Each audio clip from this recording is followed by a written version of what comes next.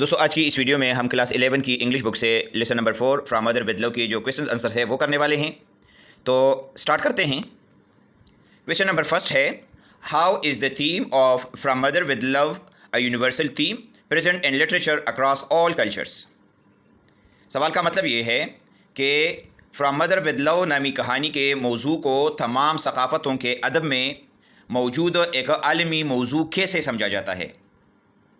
تو اس کا جواب ہے the theme of the short story from mother with love is maternal love family bonds and responsibility.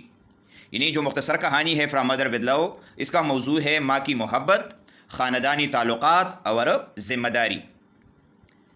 This theme is universal because it can be found in all cultures showing that the love between mothers, daughters and other family members is important everywhere.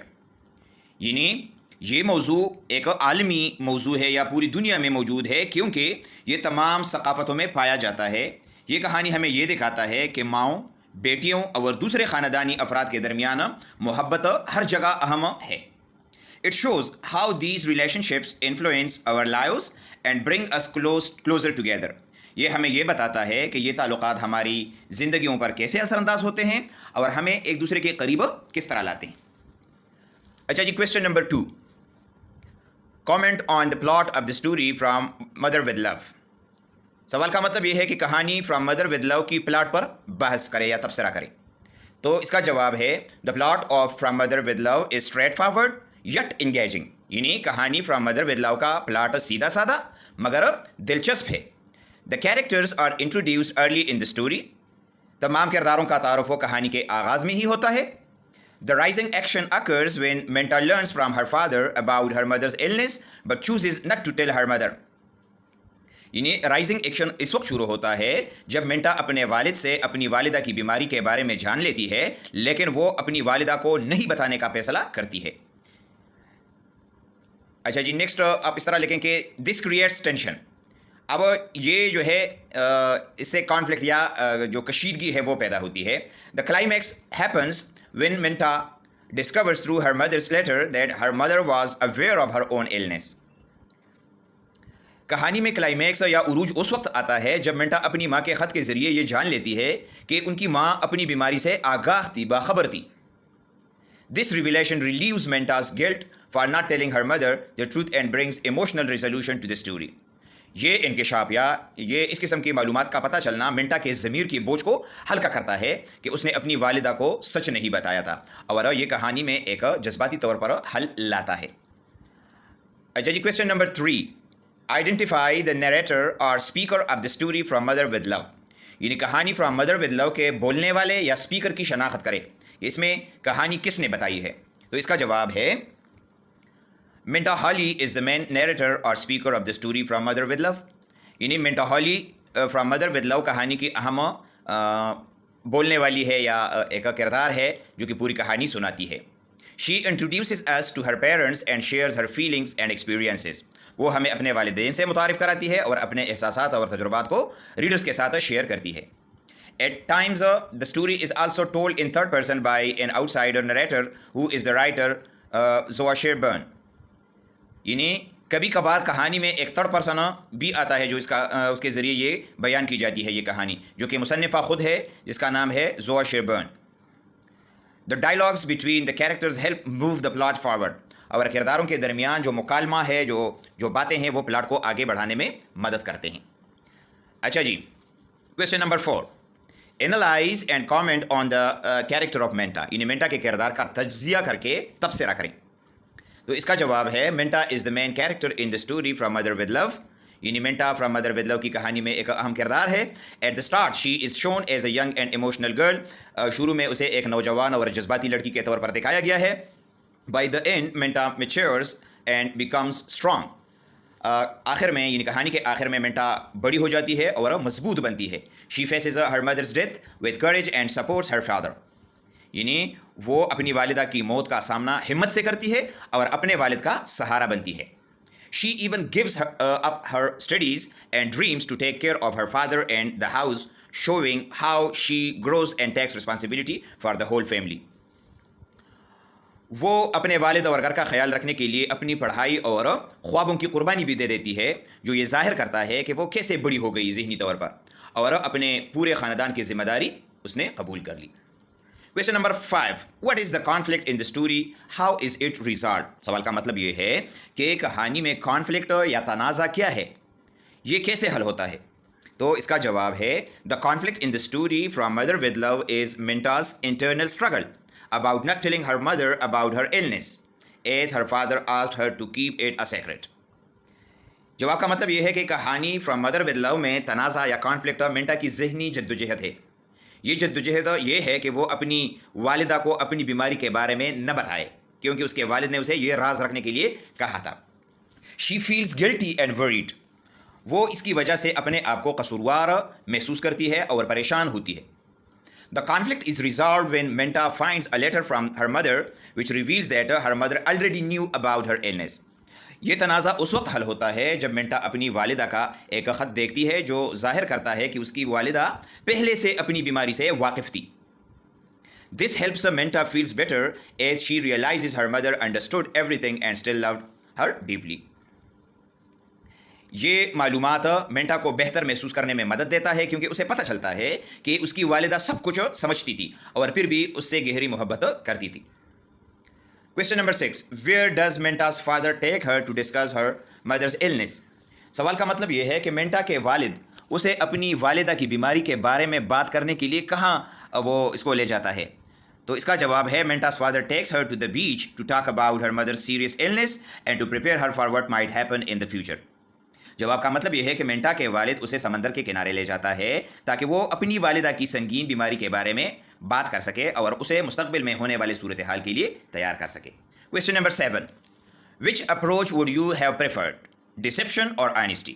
If you had to deal with similar circumstances like Minta's mother, give reason for your choice.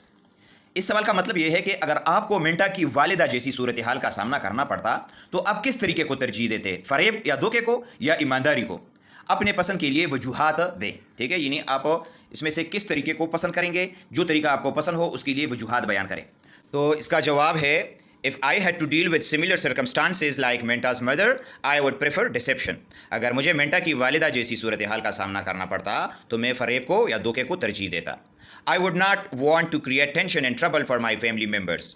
میں اپنے خاندانی افراد کے لیے کشیدگی اور مشکلات پیدا نہ کرتا، ٹینشن، کشیدگی۔ I would try to maintain a normal and happy environment at home instead of causing distress۔ میں گھر میں ایک عام اور خوشگوار ماحول برقرار رکھنے کی کوشش کرتا بجائے اس کے کہ پریشانی پیدا کرتا۔ Sometimes this kind of deception is more comforting than harsh honesty۔ بعض اوقات اس طرح کا دھوکہ سخت ایمانداری سے زیادہ سکون دیتا ہے انسان کو۔ Question number 8، How did the vitamin pills become the symbol of responsibility؟ سوال کا مطلب یہ ہے کہ وٹامن کی گولیاں ذمہ داری کی علامت کیسے بن گئی؟ تو اس کا جواب ہے Minta's mother used to take care of her husband's medication. یعنی منٹا کی والدہ اپنے شوہر کی دوائیوں کا خیال رکھتی تھی، میڈیکیشن کہتے ہیں دوائیاں۔ On her deathbed she handed the vitamin pills to Minta symbolising the transfer of responsibility. اپنی آخری لمحات میں یا موت کے بستر پر انہوں نے وٹامن کی گولیاں منٹا کے حوالے کی، جو ذمہ داری کی منتقلی کی علامت تھی۔ It was as if her mother was passing on the responsibility to Minta, showing that she trusts her to be a responsible and mature girl who would take care of her weak father۔ گولیاں حوالہ کرنا ایسا تھا جیسے کہ اس کی والدہ منٹا کو ذمہ داری منتقل کر رہی ہو، جس سے یہ ظاہر ہوتا ہے کہ وہ اس پر اعتماد کرتی ہے کہ وہ ایک ذمہ دار اور سمجھدار لڑکی بنے گی جو اپنے کمزور والد کا خیال رکھے گی۔ Question number 9،